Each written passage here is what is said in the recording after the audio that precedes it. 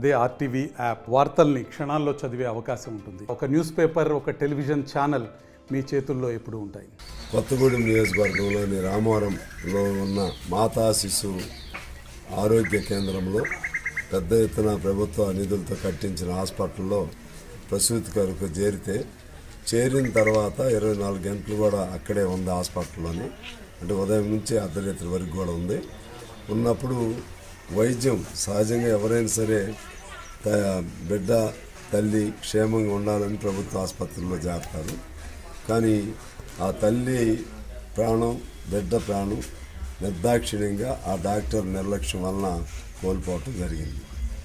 దానికి సంబంధించి నేను ఎమ్మెల్యేగా ఏరియా సూపరింటెండెంట్కి చెప్పి యాక్షన్ తీసుకోమంటే ఇవాళ తాపీగా చెప్తున్నాడు మేము ఎంక్వైరీకి వేసామని చెప్పిన తర్వాత వాళ్ళ పై అధికారి అయినటువంటి డైరెక్టర్ మెడికల్ ఎడ్యుకేషన్ నేను మరలా వారితో మాట్లాడితే ఈ అంశమే మాకు తెలియదని చెప్తుంది ఆమె.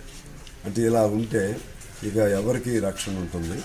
గ్రామాల్లో ఆ రోజుల్లో ఇళ్లలో ఈ డెలివరీ సిస్టమ్ ఉంటే ప్రాణాలు పోతున్నాయి అని గవర్నమెంట్ హాస్పిటల్ని ప్రాధాన్యత ఇస్తున్నారు, ప్రిఫర్ చేస్తున్నారు.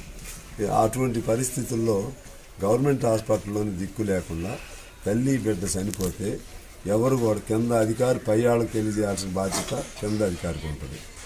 అదేవిధంగా పేపర్లో ఇటువంటి వాటిలో చాలా ప్రచారం వచ్చింది. పై అధికారులు ఈ రాష్ట్రంలో ఏమేమి జరుగుతున్నాయో తెలుసుకోవాల్సిన బాధ్యత వాళ్ళకి ఉంటుంది.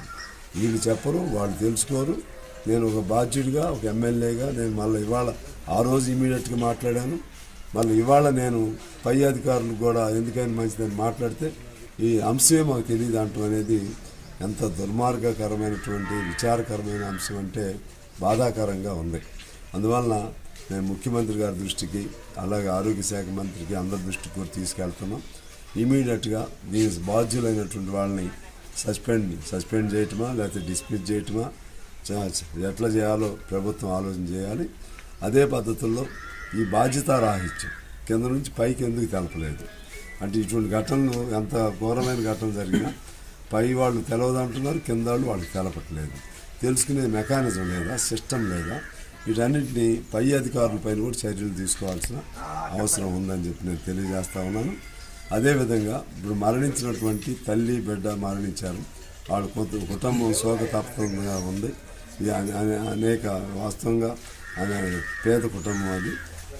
శోకతప్త హృదయాలతో ఉన్నటువంటి ఆ కుటుంబాన్ని మనం ఆదుకోవాల్సిన అవసరం కూడా ఉంది. ప్రభుత్వం తరఫున ఖచ్చితంగా ఆ కుటుంబానికి ఇంకా మరిన్ని వీడియోస్ కోసం ఛానల్ ని సబ్స్క్రైబ్ చేయండి. లేటెస్ట్ అప్డేట్స్ కోసం వాట్సాప్ ఛానల్ ని ఫాలో చేయండి. అండ్ లింక్ డిస్క్రిప్షన్ లో ఉంది.